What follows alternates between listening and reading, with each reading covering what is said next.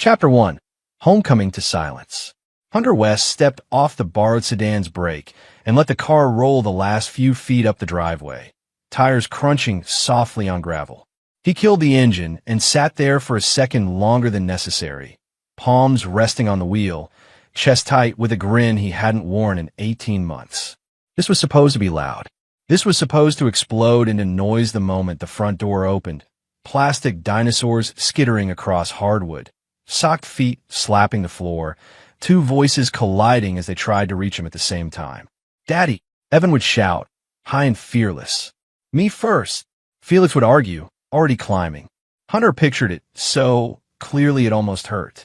He pictured Morgan in the doorway too, half-smile, hair pulled back in a messy way she always did when she was pretending not to care how she looked. He'd imagined this moment through dust storms and night ops, through the dull ache of routine and the sharp terror of the unexpected. He'd imagined it when sleep wouldn't come. He grabbed his duffel, shouldered it, and climbed out. The house stood exactly as he remembered. White siding, the maple tree in the front yard bare this time of year, the swing he'd hung with his own hands creaking faintly in the breeze. But there was something off even before he reached the porch. The windows were dark. Not evening dark. Dead dark. No TV glow. No lamp, left on like Morgan used to do when she knew he was coming home late. Hunter paused at the door, hand hovering over the handle. He listened. Nothing. No cartoon voices bleeding through the walls. No distant thud of something being dropped where it shouldn't. No laughter. Silence pressed in, thick and wrong, the kind of quiet that didn't belong to a house with two 7-year-old boys in it. "Okay," he muttered, forcing a breath. "Okay." He unlocked the door and stepped inside. The smell hit him first. Bleach. It burned the back of his throat, sharp and clean and aggressive, like someone had tried to scrub the house down to the bone. Hunter stopped short, duffel sliding off his shoulder to thump against his leg. He scanned the entryway on instinct, cataloging details the way training had wired him to do. Shoes were lined up, too neatly. Evan's red sneakers, mud-stained, always untied, sat parallel to Felix's blue ones, laces tucked in. The boys' backpacks were gone. The hook where Morgan usually tossed her purse was empty. Hunter stepped forward, boots whispering over the floor. The house felt staged, sanitized, as if someone had erased the mess that proved people actually lived here. "Boys," he called, keeping his voice light. Normal, the way he did when he didn't want to spook them during hide-and-seek. No answer. He moved into the living room. The couch cushions were perfectly straight. The coffee table was bare except for a single coaster centered like a target. The rug, normally a battlefield of crayons and Lego bricks, was spotless. Hunter's gaze lifted to the wall. Every framed photo had been turned face down. Not knocked over. Not crooked. Deliberately reversed, glass against drywall, wooden backs staring out like blind eyes. His pulse ticked up. "Morgan," he called. Still nothing. He crossed to the kitchen, every step measured now. The counters gleamed. The sink was empty. No cereal bowls stacked from breakfast. No half-finished art projects drying on the table. The trash can was freshly lined. No sticky fingerprints on the lid. The smell of bleach was stronger here, layered over the faint, familiar scent of coffee that had soaked into the walls over years. Hunter opened the pantry. It was stocked, labels facing out. He checked the fridge. Milk, eggs, leftovers labeled with dates in Morgan's careful handwriting. Normal on the surface. Too normal. He leaned against the counter and closed his eyes for a heartbeat, forcing himself to slow down. This wasn't a breach. This wasn't enemy territory. This was his home. He opened his eyes and noticed the note. It sat on the kitchen island, held down by a salt shaker. Plain white paper. His name written across the top in Morgan's cursive. Hunter lifted it, the paper light between his fingers. "Hunter, the boys are at a spiritual wellness retreat with my sisters. They needed cleansing and peace. Don't worry. We'll explain when you're ready." Morgan, he read it twice. Then a third time, slower. "Spiritual wellness retreat," he said aloud, the words foreign in his mouth. Morgan wasn't religious. She barely tolerated yoga. Her sisters, sure, always chasing the next cure-all, the next belief system that promised answers without effort, but Morgan had rolled her eyes at that stuff. She'd joked about it. She'd argued with them at Thanksgiving. Hunter set the note down carefully, as if it might explode. His mind ran through logistics automatically.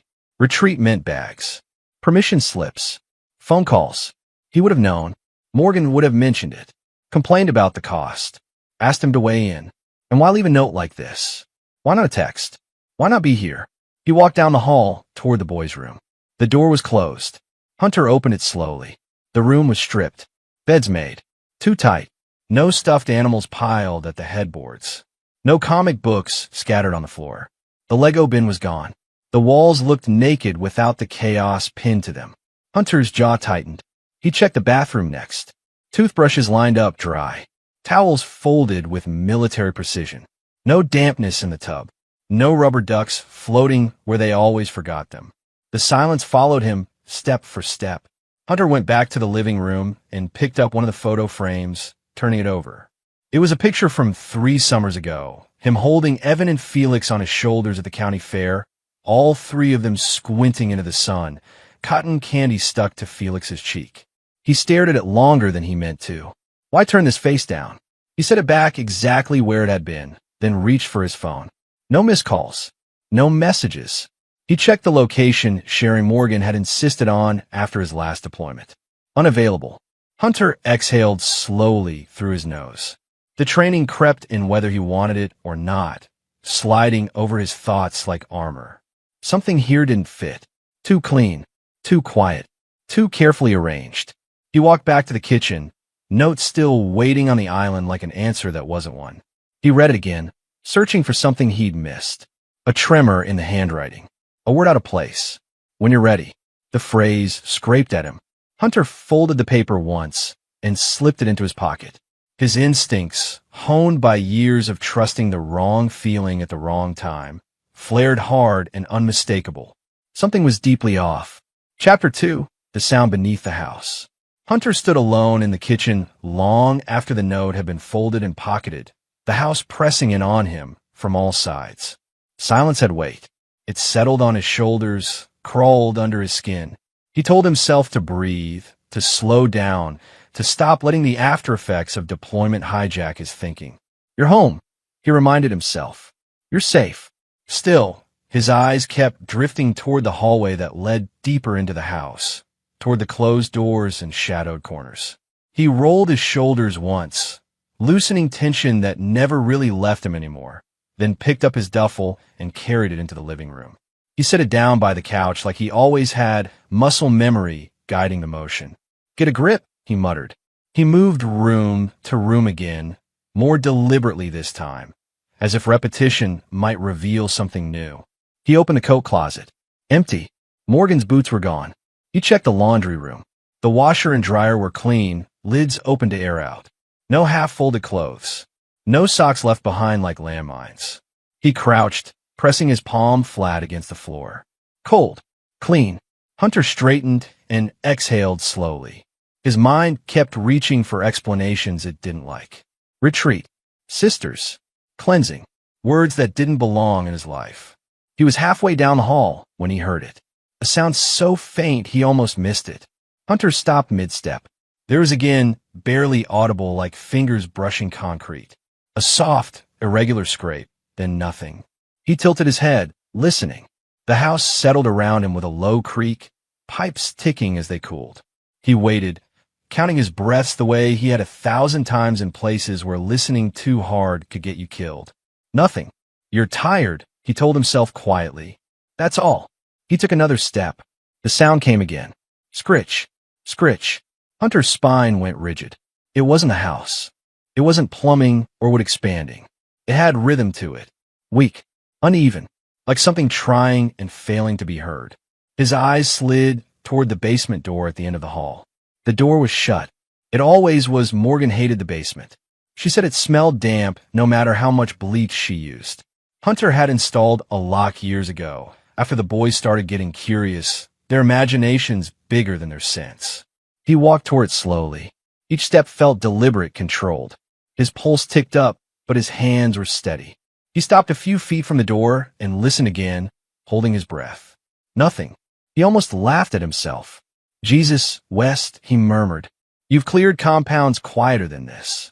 He reached for the light switch beside the door and flipped it on. The bulb overhead hummed to life, flooding the hallway with harsh yellow light. Dust motes floated lazily. The basement door remained still, closed, unassuming. Hunter bent, pressing his ear closer to the wood. At first, all he heard was his own breathing. Then scritch. This time it was unmistakable. Hunter straightened so fast the motion made him dizzy. His hand went to the door, fingers brushing the cool metal of the knob. He twisted it once. Locked. Okay, he said softly. He stepped back, forcing his shoulders to relax. There were explanations. Rats. Mice. A raccoon that had found its way in through the old vent near the foundation. He'd seen worse and worse places. He told himself that as he walked away from the door, heading back toward the living room. Halfway there, the sound came again. Scritch. Thump. Hunter stopped. That wasn't a rodent. He turned slowly, eyes fixed on the basement door like it might lunge at him. The sound didn't repeat immediately. Instead, there was a faint, breathy noise beneath it, so quiet it blended with the hum of the house. Hunter swallowed. Hello, he called, the word echoing faintly. Silence answered. He moved back to the door, this time without hesitation. He knelt, placing his ear against the wood again. The smell of bleach was stronger here, mixing with something else, something stale and closed in. Who's down there? He asked. The question felt ridiculous the moment it left his mouth. But he waited anyway. For a long second, nothing happened. Then the scratching came again, closer this time, frantic for just a heartbeat before fading away. Hunter's stomach dropped. That wasn't an animal. He stood and backed away from the door, scanning the hallway. He reached into his pocket and pulled out his phone, thumb hovering over the screen. Call Morgan. Call the police.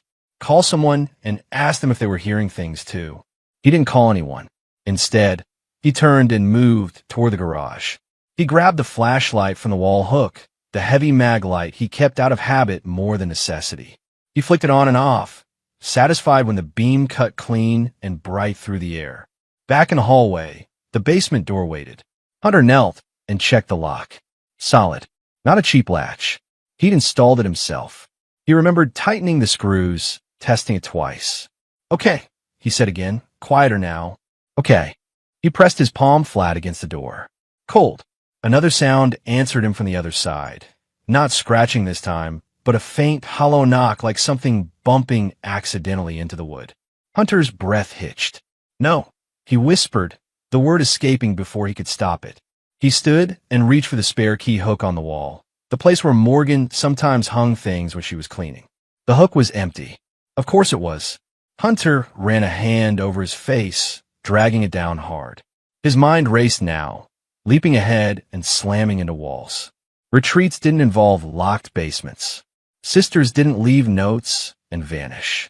Whatever was making that sound wasn't supposed to be there. He planted his feet and brought the flashlight up, gripping it like a weapon. He tested the door once more, harder this time. Locked. Last chance, he said, not sure who he was talking to. The house offered no answer. Hunter took 2 steps back, squared his shoulders, and drove his boot into the lock. The crack of splintering would echo down the hallway, sharp and violent. He kicked again. The frame gave way with a final snap, the door swinging inward.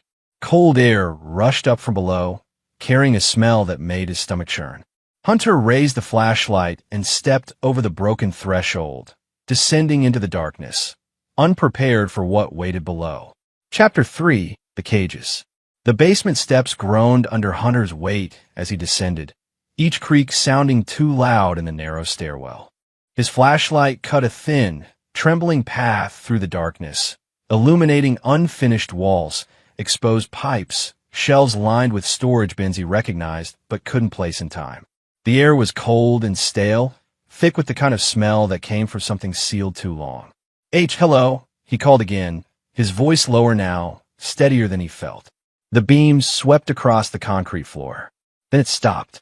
Hunter's body reacted before his mind did, muscles locking, breath stalling in his chest. 2 shapes sat against the far wall, half hidden behind an old workbench. Metal bars caught the light and threw it back at him in dull flashes. Dog cages. For a second, his brain rejected what his eyes were telling him. The cages were too small, too low to the ground. And inside, no, he whispered. He took one step forward, then another, the flashlight shaking now despite his grip. The beam slid fully into the first cage, and his knees nearly gave out. Evan, his son, sat curled in on himself, knees pulled to his chest, ribs pressing sharply against pale skin. His hair hung in uneven clumps, dull and matted. His eyes, too big for his face now, snapped toward the light, wide with terror. In the second cage, Felix stirred. Jesus, Hunter breathed. Both boys scrambled backward instinctively, pressing into the far corners of their cages, the metal rattling softly as they moved. Their hands came up to shield their faces, fingers thin and trembling. "Don't," Evan whispered. "Please don't." Hunter dropped to his knees, so hard the impact shot pain up his legs. "No, no, no," he said, voice breaking despite every instinct screaming at him to hold it together. "Boys, it's me. It's Daddy." The words seemed to make it worse. Felix shook his head violently, curls brushing his hollow cheeks. "No," he croaked. His voice was barely there, scraped raw. Mommy said you're the devil." The sentence hit Hunter like a blade. "I'm not," he said immediately, crawling closer, keeping his movements slow, deliberate. "I swear. Look at me. Look at my face. It's me." The boys stared at him, as if he were something dangerous, something unreal. Evan's lips trembled. She said you'd come to test us." Hunter swallowed hard, his throat burning. "Test you? No, buddy. I came home. I came home early for you." Felix let out a small, broken sound that might have been a laugh once. "We were good," he whispered. "We didn't eat." Hunter's vision blurred. "What?" he asked, though he already knew. Felix nodded weakly. "She said if we ate, it would stay in us. The bad stuff." Hunter clenched his fists so hard his knuckles ached. He forced them open again, palms flat against the concrete. "How long?" he asked gently. Evan hesitated, then held up shaky fingers. "A lot of sleeps." Felix added, 31. The number echoed in Hunter's head, heavy and unreal. He shifted closer to the cages, reaching out slowly until his fingers wrapped around the cold metal bars. The boys flinched again, both of them shrinking away. "It's okay," he said, forcing calm into every syllable. "I'm not going to hurt you. I would never hurt you. Do you hear me?" Evan's eyes flicked to the lock on the cage. "We're not supposed to talk," he whispered. "It's punishment." Hunter followed his gaze. The lock was thick, heavy duty, the kind meant to keep something in. "What punishment?" Hunter asked. Felix swallowed. "The ants." Hunter's jaw tightened. "What about them?" "They come out when it's dark," Evan said quickly, like he wanted to get the words out before he lost courage. "If we cry, they come. And in the nails." Hunter's breath came shallow now, controlled only by years of training that felt thin as paper in this moment. "Who did that to you?" he asked, though the answer burned his chest. "Mommy," Felix said simply, "and Andy said it was love." Hunter bowed his head for a second, forehead almost touching the bars. When he looked up again, something in his eyes had hardened into steel. "Okay," he said softly. "Okay, Daddy's here now." He reached for the lock. The boys jerked back in unison. "Wait," Evan said urgently. "If it opens, she'll know." Hunter shook his head. "No, she won't. I promise." He worked the lock with shaking fingers, heart pounding so hard he could feel it in his teeth. The metal clicked, then snapped open. Evan screamed. Hunter froze instantly. Hey, it's okay. You're safe." The sound died quickly, dissolving into weak sobs. Hunter swung the cage door open and reached in slowly, letting Evan see every movement. "Can I touch you?" he asked. Evan nodded, barely. Hunter lifted him carefully, shocked by how light he was. Evan clung to his shirt with surprising strength, fingers digging in like he was afraid to let go. Hunter pressed his son's head against his chest, breathing him in, feeling the fragile rise and fall of his back. "I've got you," he murmured. "I've got you." He set Evan down gently and turned to the second cage. Felix was shaking, lips blue, eyes locked on Hunter's face. "It's your turn, champ," Hunter said, voice rough. "I'm right here." Felix didn't wait for permission. The moment the door opened, he crawled forward and collapsed into Hunter's arms, a weak whimper tearing free from his chest. Hunter gathered both boys against him, one arm around each, holding them tighter than he ever had before. His control, so carefully built, so meticulously maintained, cracked at the edges. "I'm sorry," he whispered fiercely. "I'm so sorry I wasn't here." He forced himself to move, to stand, to act. He shrugged off his jacket and wrapped it around Felix, then Evan, layering what little warmth he could give them. His hands shook as he adjusted the fabric, as if his body finally understood the damage done. Hunter glanced once more at the cages, at the filth on the floor, at the locks. Then he lifted his sons, one in each arm, and turned toward the stairs, carrying them out. Chapter 4, 31 Days. The emergency room doors slammed open and the world turned white and loud. 7-year-old males, a voice barked. Severe malnutrition. Dehydration. Unknown duration. Hunter moved because they told him to move. He loosened his grip when hands reached for his sons, when gurneys slid beneath them and straps came out. His arms felt empty the second they were taken, like something vital had been ripped loose and left behind. "Dad, you can walk with us," a nurse said, already moving. "But don't touch anything." Hunter nodded. He didn't trust his voice. Evan lay on the first gurney, eyes half-lidded, skin gray beneath the harsh lights. Felix was beside him, smaller somehow than he'd ever been, fingers curled weakly around the edge of the thin blanket someone had finally given him. Hunter kept pace between them, one hand hovering uselessly over each rail. "I'm here," he said quietly, again and again. "I'm here." Automatic doors burst open.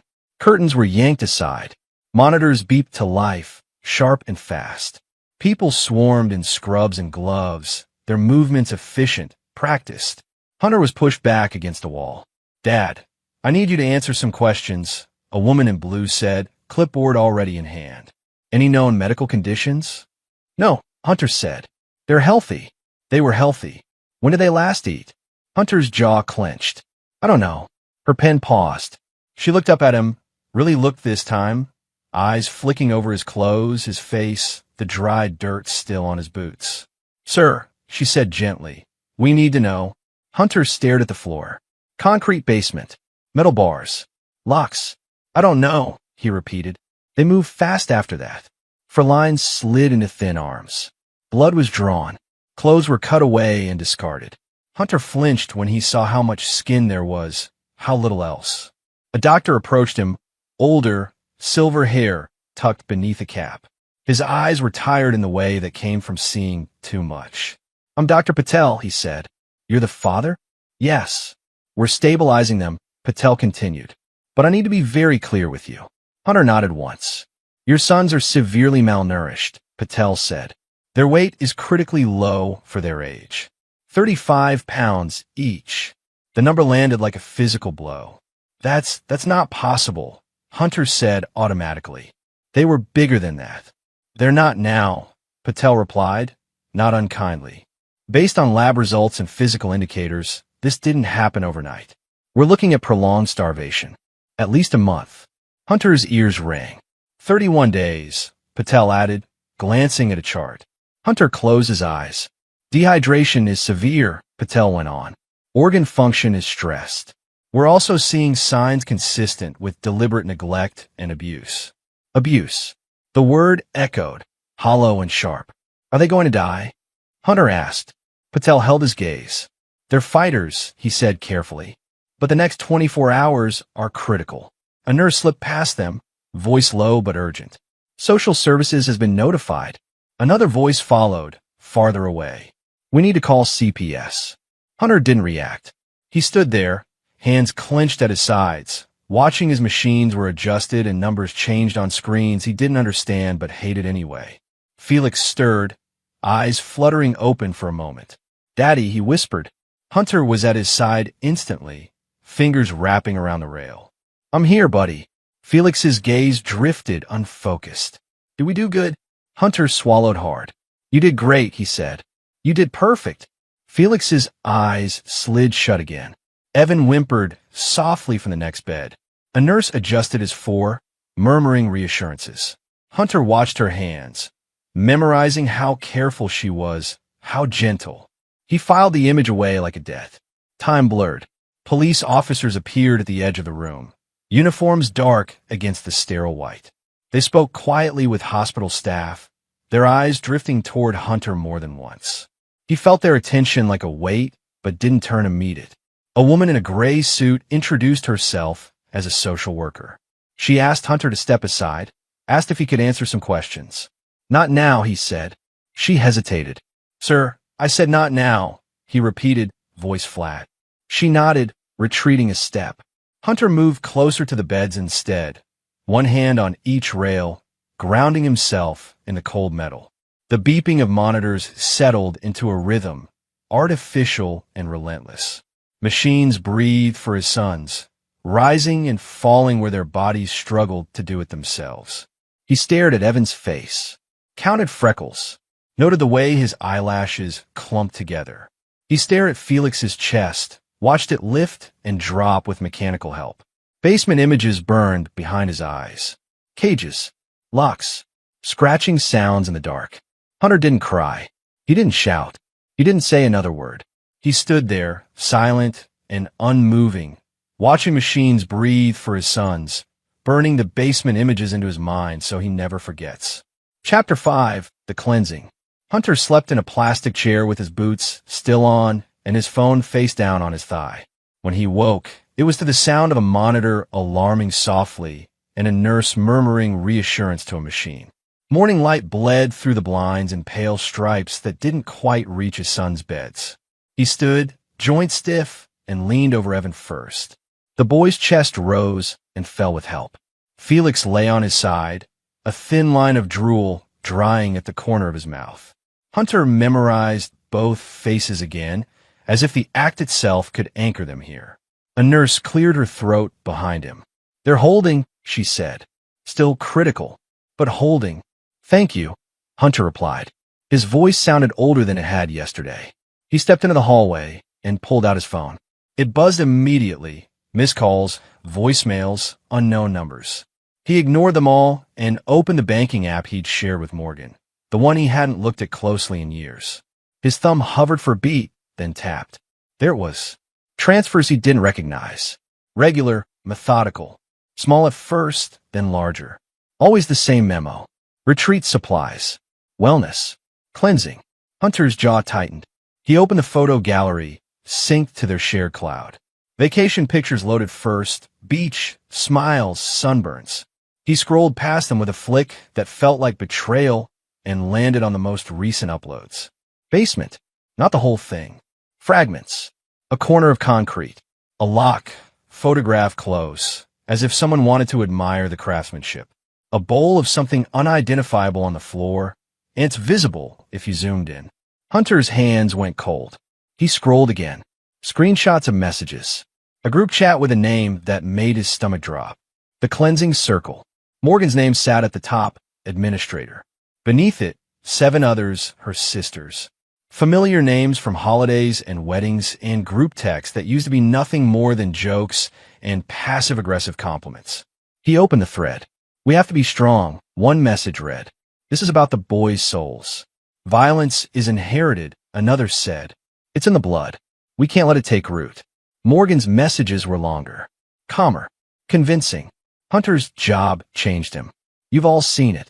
The anger, the silence, the way he looks at the world. That passes on. We either break the cycle now or lose them later. Hunter leaned back against the wall as if someone had shoved him. Starvation purifies, one sister wrote. It forces the body to let go of what it doesn't need. They're resisting, another complained. Crying too much. Morgan replied. That means it's working. Hunter closed his eyes. He thought of Evan whispering about ants. Of Felix asking if they'd done good. He scrolled further. Photos. Not graphic enough to trigger warnings. Clean, framed, almost aesthetic. The cages from different angles. The boys' backs turned. A shot of the basement door, newly scrubbed, bleach bottle visible in the corner like proof of righteousness. His phone vibrated. A text from an unknown number. "This is Detective Alvarez. We need to speak with you regarding your sons." Hunter typed back with mechanical precision. "I'm at the hospital. ICU. Room 314. We'll come to you." He didn't look up when the detective arrived an hour later. Alvarez stood quietly, waiting, then spoke in a low voice. "We're aware of the messages," he said. "CPS has them too." Hunter nodded. "There's more." He handed over his phone. Alvarez scrolled, his expression tightening. "Jesus," he murmured. "Follow the money," Hunter said. "And the location data." Alvarez did. His finger paused. "This pin isn't here," Hunter finished. "It's active." Alvarez looked up. "You're saying there's somewhere else?" "Right now, yes." The detective hesitated. "Mr. West, Hunter." "Hunter," Alvarez corrected. "I need you to understand something. You cannot involve yourself." Hunter met his eyes. "I'm not." It wasn't a lie. Not yet. Alvarez left with promises and procedures and words like ongoing investigation. Hunter returned to the room and stood between his sons, the hum of machines filling the space where his thoughts used to be. He opened the group chat again, scrolled past doctrine and certainty until he found what he was looking for. A location pin dropped casually into the thread. "Safe space," Morgan had written. "We'll finish the cleansing here." Hunter copied the coordinates into his Maps app. A farmhouse bloomed onto the screen, isolated by miles of dirt road and winter fields. No neighbors. No cell towers nearby. The kind of place you chose when you didn't want witnesses. He zoomed in. Another photo appeared beneath it, uploaded minutes ago.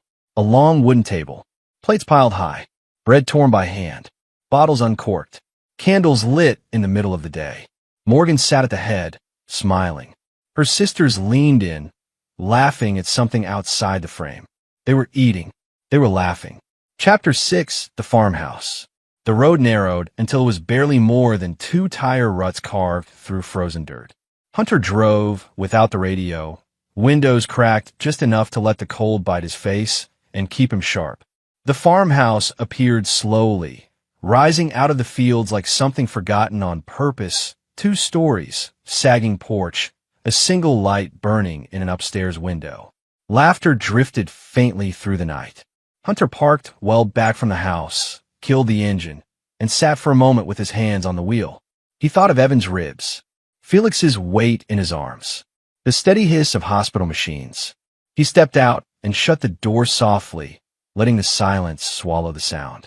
He circled wide, boots crunching through frost, staying low out of habit more than necessity.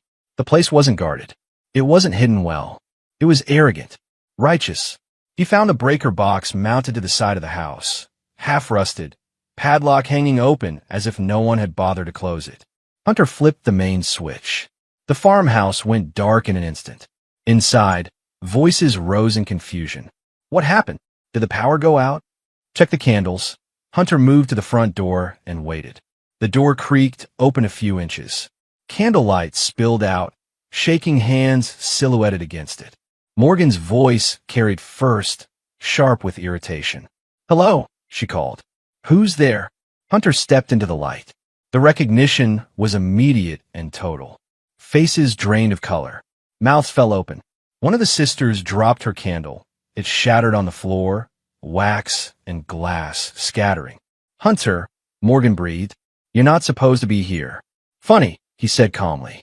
"I was thinking the same thing." Panic rippled through them, fast and contagious. Someone backed away and bumped into a chair. Another reached for her phone with trembling fingers. "Put it down," Hunter said. No one moved. "I said," he repeated, voice still level. "Put it down." The phone clattered to the floor. Morgan stepped forward, palms raised. "You don't understand what we were doing. This was for the boys." "For the boys," Hunter echoed. "You locked them in cages. They needed discipline." One sister snapped, hysteria edging her voice. "They needed to be purified." Hunter's gaze flicked to her.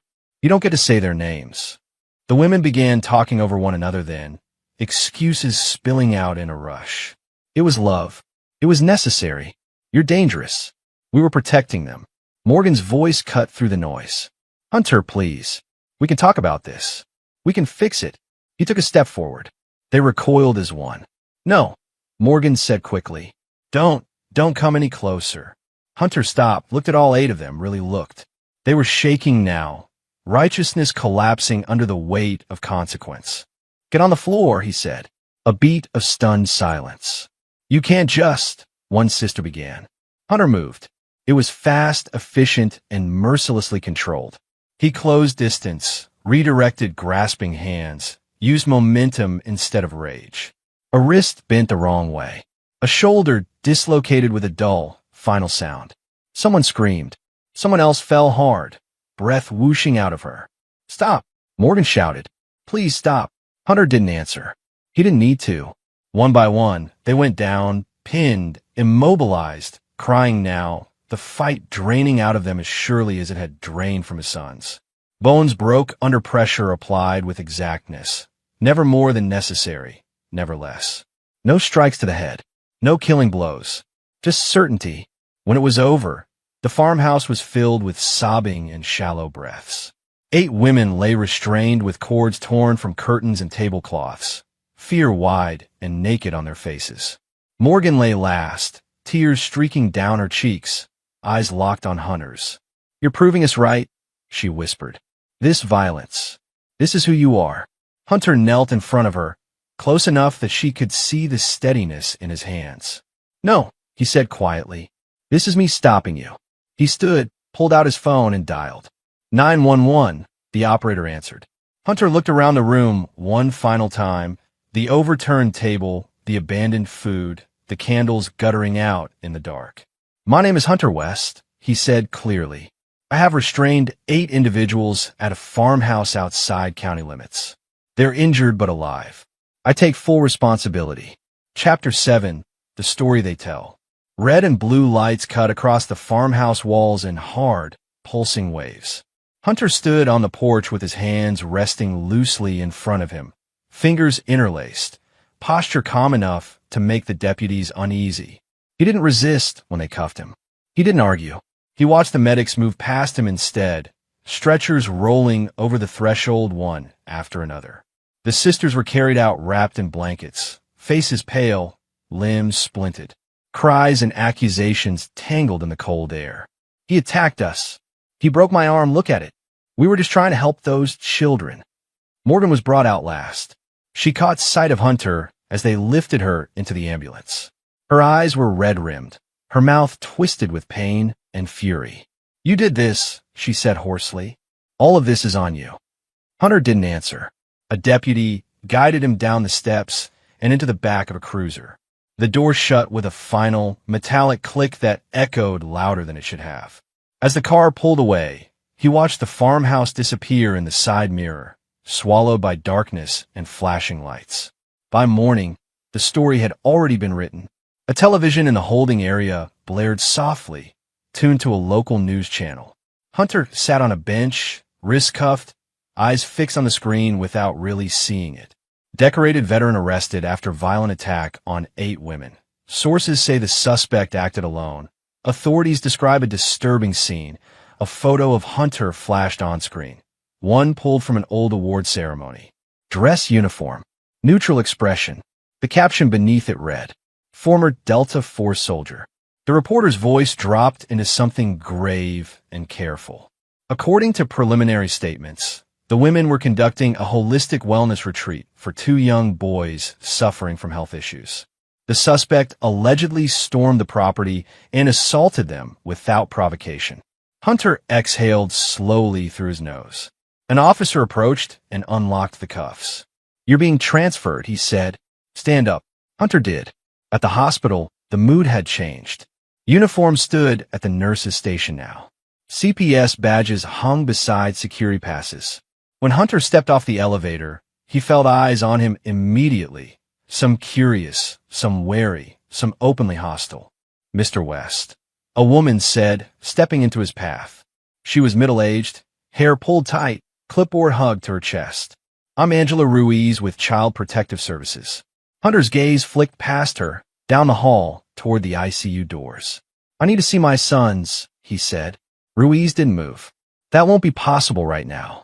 His jaw tightened. They're 7 years old. They're alone. They are not alone, she replied. They are under medical supervision. I'm their father. And you're under arrest, Ruiz said gently. Until this investigation concludes, your children are being placed under protective custody. The words hit harder than any punch. No, Hunter said flatly. Ruiz held up a hand. Sir, please don't make this harder. Hunter laughed once, short and humorless. Harder than what? She didn't answer. 2 officers stepped closer, not touching him, but close enough to remind him where the power sat. Hunter's hands curled slowly into fists, then relaxed again. He forced himself to look away from the ICU doors. Can I at least see them? He asked. Ruiz hesitated, then shook her head. Not today. They escorted him out through a side exit. By noon, the sisters' version of events had spread everywhere. Morgan appeared on television from a hospital bed, arm in a sling, face pale and carefully composed. One of her sisters sat beside her, tearful, shaking her head as if still in shock. We were trying to save the boys, Morgan said, voice trembling just enough to sound believable. They were sick, weak. The doctors couldn't help them. So we turned to holistic methods. Spiritual healing. A reporter leaned forward. And their father? Morgan swallowed. Hunter has always been intense. His job changed him. We were afraid of what that violence might do to our children. Clips followed. Neighbors speculating, commentators nodding gravely. Phrases like PTSD and unpredictable behavior tossed around like conclusions instead of questions. Hunter watched it all from a narrow interrogation room, hands folded on the table, face blank. A public defender spoke to him briefly, outlining charges, explaining procedures. Hunter listened without interrupting. What about my kids? He asked when the man finally paused. The defender sighed. Right now, CPS has jurisdiction. With the media attention, they're going to be cautious. They're lying, Hunter said. I know, the man replied quietly. But lies travel fast. In the days that followed, Hunter was processed, photographed, fingerprinted. He was released on bail into a world that suddenly looked at him sideways. People recognized him at the grocery store. Phones lifted. Whispers followed. That's him, the one from the news. Outside the hospital, cameras waited. Mr. West, someone shouted. Did you really assault 8 women? Are you dangerous to your children? Do you regret what you did? Hunter walked past them without a word, jaw set, eyes forward. Inside, Evan and Felix lay in white beds with rails raised. CPS workers sat with them, clipboards in hand, speaking in soft voices meant to sound kind. When the boys asked for their father, the answer was always the same. Daddy can't come right now. Why? Felix whispered once. Because the adults are figuring things out, a woman replied. At night, Hunter lay awake on a borrowed couch, staring at the ceiling. He replayed the basement in his head until sleep gave up trying. He replayed the farmhouse, the cuffs, Morgan's face on the screen. By the end of the week, it was official. CPS removed Evan and Felix from Hunter's custody, citing ongoing investigation and public safety concerns. A court order barred him from contact until further notice. Hunter read the document twice, then folded it carefully and set it on the table. Outside, another news alert chimed on his phone, another headline painting him into something monstrous. He turned the phone face down and sat in silence as the story they told settled in. Chapter 8, Blood and Politics. Hunter waited until the house was empty before he went back inside. The police had cleared it. CPS had tagged it. The media had moved on to fresher outrage for the afternoon cycle. What remained was quiet again, different from before, heavier now, saturated with absence instead of wrongness. He closed the door behind him and stood in the entryway, breathing in air that still carried the faint, stubborn bite of bleach. It clung to the walls like a lie that had soaked in too deep to scrub out. I'm not here to remember, he said to no one. I'm here to finish. He started with the bedroom. Morgan's side of the closet was still immaculate. Dresses sorted by color. Shoes aligned heel to toe. He moved through it methodically, lifting boxes, checking pockets, pulling down storage bins from the top shelf. Nothing at first, just old scarves, paperwork, a jewelry case with a broken clasp. Then he found a loose floorboard. It wasn't obvious. It never was. Morgan had always been careful, but Hunter had rebuilt half this house with his own hands. He knew where the boards creaked, where the grain didn't quite match. He pried it up slowly and reached into the narrow space beneath. His fingers closed around a leather-bound notebook. Hunter sat on the edge of the bed before opening it, elbows braced on his knees. For a moment, he considered not reading it at all. For a moment, he imagined burning it and pretending ignorance was mercy. Then he opened the cover. Morgan's handwriting filled the pages, tight, deliberate, controlled. Dates lined the margins. Observations written like progress notes. Day 4. Hunger sharpens obedience. Day 11. Resistance fading. Good. The cleansing requires consistency. Hunter's jaw locked. He turned pages without stopping, eyes scanning, memorizing. There were descriptions of routines, of withheld meals, of silence used as discipline. There was justification layered over everything, scripture twisted into something that sounded like science when written confidently enough. This is love, one entry read. They will thank us later. Hunter closed the diary gently, as if roughness might shatter something already broken beyond repair. So that's how you slept at night, he murmured. He photographed every page. Next came the office. Morgan's desk drawers were bare, but the filing cabinet wasn't. Hunter slid folders out one by one, spreading them across the floor. Bank statements, receipts, donation logs labeled Wellness Fund. One name appeared again and again in neat, familiar print. Oliver West. Hunter leaned back against the desk, the air knocked out of him. No, he said quietly. Oliver was his older brother by 6 years. The responsible one, the polished one, the man who'd chosen law while Hunter chose war. The one who shook hands for a living and smiled for cameras and talked about justice like it was something you could manage with the right words. Hunter pulled out his phone and dialed. Oliver answered on the second ring. Hunter, where did the money go? Hunter asked. A pause. Just long enough. Let's not do this over the phone, Oliver said. Come on my office. Hunter disconnected without replying. The office was downtown, all glass and steel and flags. Campaign posters lined the walls, Oliver West for district attorney. Smiling photos. Trusted slogans. The receptionist looked up when Hunter entered, eyes flicking to his face with recognition that turned quickly to caution. He's expecting me, Hunter said. Oliver stood when Hunter walked in, smoothing his tie out of habit. He gestured toward a chair that Hunter didn't take. Sit, Oliver said. Hunter didn't. How much? Hunter asked. Oliver sighed, pinching the bridge of his nose. It wasn't like that. How much? Hunter repeated. Oliver gave a number. Hunter felt it land in his chest like a blunt instrument. You funded it. I funded a retreat, Oliver said sharply. Wellness. Counseling. That's what Morgan pitched. You didn't ask questions? I trusted my sister-in-law. Oliver snapped back. Then, quieter, and my wife. Hunter's eyes narrowed. You knew. Oliver looked away. They talked, he said, about cleansing, about cycles of violence. I thought it was metaphorical. Therapy language. Hunter leaned forward, hands flat on the desk. You paid for the place. You paid for the food. You paid for the isolation. Oliver's jaw worked. I didn't know about the cages. But you know now. Yes. And you're still sitting here.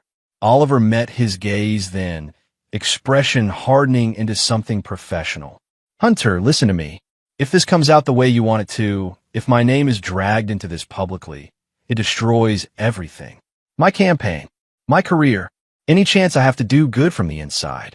Do good, Hunter echoed. I can help you quietly, Oliver continued. Behind the scenes. Lawyers. Resources. Testify, Hunter said. Oliver flinched. I can't. Tell the truth. I won't, Oliver said, standing now. I will not go on record and admit I funded something the media is already calling a cult. It would be political suicide. Hunter straightened slowly. Those are my kids. Oliver's voice dropped. And this is my life. The brothers stood there in silence, the campaign posters watching from the walls, smiling their practice smiles. I won't destroy my career, Oliver said finally. Not for this. Hunter nodded once, the motion precise and final. Chapter 9, The Children Speak. The ICU was quiet except for the rhythmic beeping of machines and the occasional shuffle of nurses' shoes on linoleum. Hunter sat on a stiff plastic chair beside Evan's bed, hands clasped in his lap, posture rigid. Felix lay next to his brother, bundled in blankets that smelled faintly of antiseptic and hospital soap. The boys were pale, thin, and fragile, but alive because Hunter had acted in time, alive despite everything. A door clicked softly. A woman stepped in, clipboard in hand. She introduced herself as CPS investigator Laura Mitchell. Her voice was calm, professional, and intentionally non-threatening. "Good morning, boys," she said, crouching to bring herself to their level. "My name is Miss Mitchell. I'm here to talk to you about your dad, okay?" Evan and Felix exchanged a quick glance. Felix clutched the edge of his blanket, eyes wide. Can we stay here?" Evan asked softly, nodding toward Hunter. "You can," Mitchell said. "Your dad can sit right here. He won't interrupt, I promise." Hunter's jaw tightened. He stayed perfectly still, letting the boys lead the interaction with their comfort level. He didn't speak. He didn't coach. He didn't even look at them directly, only enough to let them see him there. Mitchell opened her notebook and smiled gently. "Can you tell me what it was like at home before we brought you here?" Felix shuffled under his blanket, voice barely audible. "Mommy," she said, "we had to be good." "Good how?" Mitchell prompted. That if we ate too much or made noise, she'd punish us," Evan added. His words were halting, measured, like he had rehearsed them in his mind for days. "Punish? What kind of punishment?" Evan swallowed, gripping the edge of the bed. "Nails, ants, hunger." Felix's voice trembled as he continued. "We didn't eat. Mommy said if we did, Daddy, he was evil." Hunter felt his chest tighten, but he did not move. He only pressed his lips together and kept his gaze neutral, as though he could make himself invisible. "Daddy?" Mitchell asked, leaning closer. "Did he ever hurt you?" "No," Evan said so quickly it startled him. "Never. He tried to feed us. He tried to help." Felix nodded vigorously.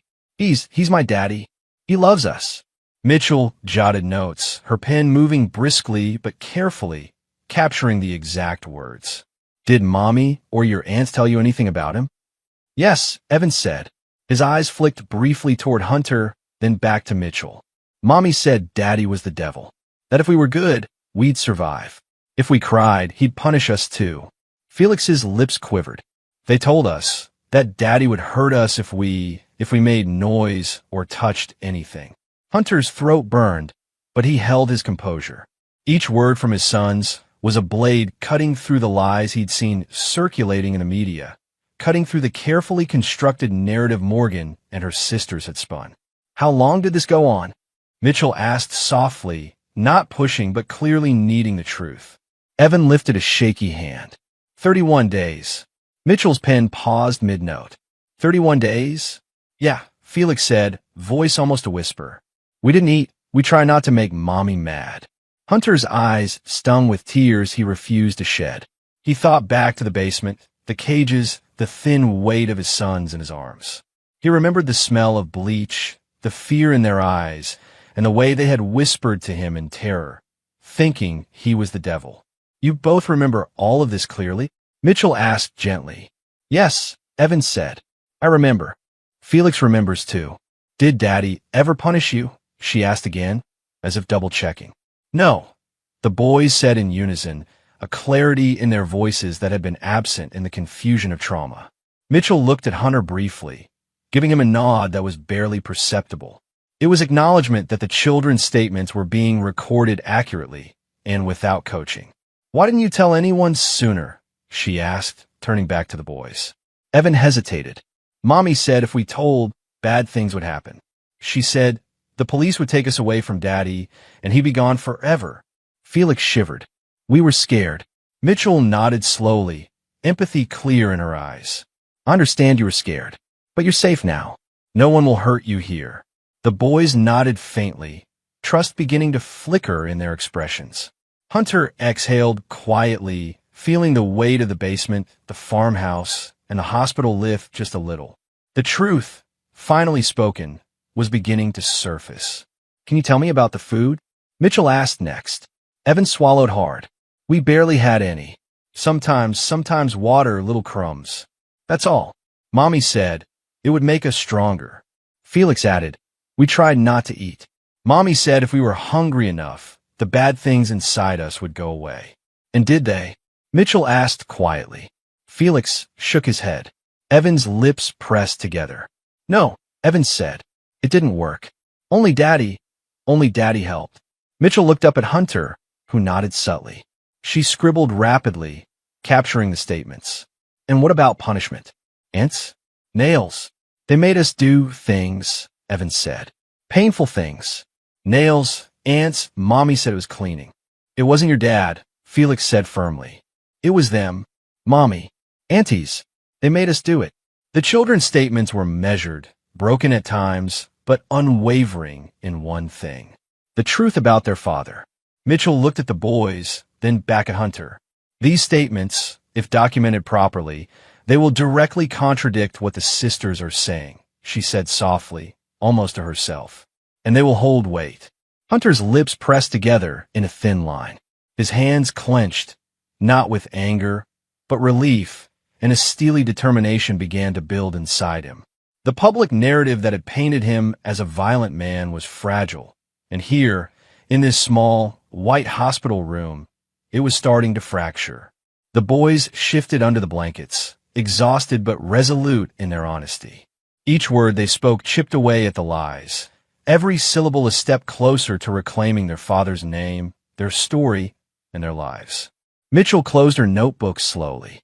That's enough for now, boys. You've done very well. Evan and Felix nodded, leaning back against the pillows. Hunter stayed close, watching, letting the quiet swell in the room, the quiet of truth finally spoken. And for the first time in weeks, he allowed himself to feel that maybe justice had a path forward. The truth was out, waiting to be heard. The boys had spoken. Their father had not harmed them. Their mother had lied. Their suffering had been deliberate. Their testimony was clear. Their voices were the proof. And it began to unravel the story the sisters had told. Chapter 10, The Fight Ahead. Hunter stepped out of the courthouse corridor, the sterile hum of fluorescent lights washing over him like cold water. His suit was crisp, his hands folded neatly in front, but inside, a storm raged. He hadn't slept properly in days. He hadn't eaten. All he'd done was stare at the photographs, the texts, the diary entries, and the statements of Evan and Felix, piecing together the machinery of lies that had nearly destroyed everything he held dear. Across the street, reporters clustered like flies around a microphone, cameras swinging, flashes strobing. The headlines would already be circulating. Delta Force veteran accused, children removed, family drama unfolds. Hunter ignored them. He wasn't here for the cameras. He wasn't here to argue. He was here for the truth. His phone buzzed. A text from Oliver. I'm in my office. Now. Hunter exhaled slowly, pressing his thumb against the screen before replying. I'm on my way. The drive downtown was quiet. Streets still bore the chill of early morning frost.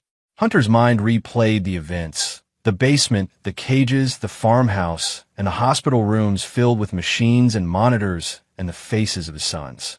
Every memory was sharp, every detail imprinted like bullet holes in his consciousness.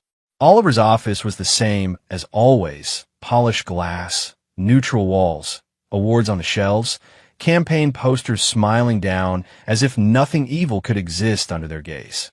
Hunter entered without knocking. Hunter, Oliver said, rising from behind his mahogany desk. His tone was measured, careful. I told you, you'll tell the truth, or I will. Hunter interrupted, stepping closer. His voice was calm, but carried a weight that made Oliver straighten instinctively. Oliver's fingers drummed the desk. I don't understand. You funded it, Hunter said, eyes locked on his brother's. The retreat, the food, the isolation. You know what they did, you know what they were planning, and you still let it happen. Oliver's jaw tightened. He gestured toward a chair. Sit. We need to talk rationally. Hunter remained standing. I'm done talking rationally. My sons were locked in cages for 31 days. They were starving. They were terrified. You financed that. That's not theory, that's fact. And the world needs to hear it. Your career doesn't matter right now. My children do. Oliver sighed, rubbing his temple. Hunter, think about this. You go public with what you know, with the truth, and my political life, everything I've worked for, vanishes. You don't understand the stakes. The stakes? Hunter's voice sharpened. The stakes are my sons. The stakes are justice. The stakes are that Morgan and her sisters tried to destroy them, and they almost did. And you, Oliver, were complicit. The choice is simple. Oliver stared at him, silence filling the room like thick fog. Finally, he said, testify but quietly. Protect them through the system, but I cannot let this ruin my career. If this goes public, I lose everything. Hunter's eyes narrowed. Everything? He took a slow step forward. And what about everything that matters? Your nieces? Your nephews? My sons? The truth? You want to throw all of that away for a campaign slogan? Oliver ran a hand through his hair, the professional mask slipping just enough to reveal fear. I will do it. I'll testify. I'll defend you. I'll ensure you have a proper lawyer. But the strategy is delicate. We cannot go swinging doors open. We cannot risk public opinion backfiring. You understand that. Hunter exhaled, a short, harsh sound. I understand. But I also understand that nothing we do from here on can fail. My sons' lives are on the line, not just their immediate safety, but their future. And my name, my honor, everything I've fought for. Oliver leaned back, finally meeting his brother's gaze fully. We'll fight it legally, step by step. Evidence, witnesses, documentation, the boy's statements. He tapped his fingers against the desk in precise rhythm. If we do this right, you can get them back. You can reclaim your life. But the courtroom is a battlefield. Hunter, this isn't Delta Force. You can't just go in and take control. You have to play the system. Hunter nodded slowly. I know, and I will, but I won't wait. I won't hesitate. Every delay is another day my children suffer. Every lie repeated in the media makes it harder. Morgan, her sisters, the cult, they've already spun a narrative. We have to cut through it. Oliver's voice softened slightly, a trace of brotherly concern breaking through. And you will. But understand this, you're not the only one at risk here. I'm putting my life on the line for you. And if this fails, Hunter didn't flinch. I won't fail. Oliver exhaled, rubbing his forehead, then straightened. All right, we start with the children's testimony, the evidence from the retreat, the diary. We build a chain that no court can ignore. I'll handle the legal strategy. You focus on the truth. And on your sons. Hunter felt the tension in his chest ease slightly. Not much. He knew the battle ahead would be long. But there was relief in having Oliver's reluctant commitment. It wasn't loyalty. It wasn't love. But it was leverage. And leverage, right now, is everything. Good, Hunter said, his voice low, controlled. Because there is a war coming. Not with fists or weapons, Oliver. This is a war of words, evidence, and truth. And I will not lose it. Oliver nodded, folding his hands on the desk. We begin tomorrow. I'll make calls. I'll file motions. I'll get the witnesses lined up. But understand, this is only the beginning. The media will twist everything. Public opinion will turn against you again. Morgan and her sisters will lie. This fight will test you in ways you've never been tested before. Hunter's eyes hardened, resolve crystallizing. I've been tested before. Combat, death, fear. Nothing I've faced compares to losing my sons to lies. This I will win. He glanced out the office window.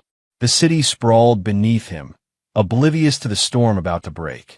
Headlines would come, opinions would clash, cameras would flash. But Hunter was ready. He had the diary, the financial records, the photographs, and, most importantly, Evan and Felix's voices, their truth. Oliver cleared his throat. One more thing. You're not allowed to act alone. No confrontations. No vigilante moves. We keep this strictly legal. You step out of line, it'll jeopardize everything. Hunter's lips pressed into a thin line. I understand. For the first time in days, he allowed himself a small, sharp smile. Then let's get started. The two brothers sat in the office, plans unfolding on paper and in conversation.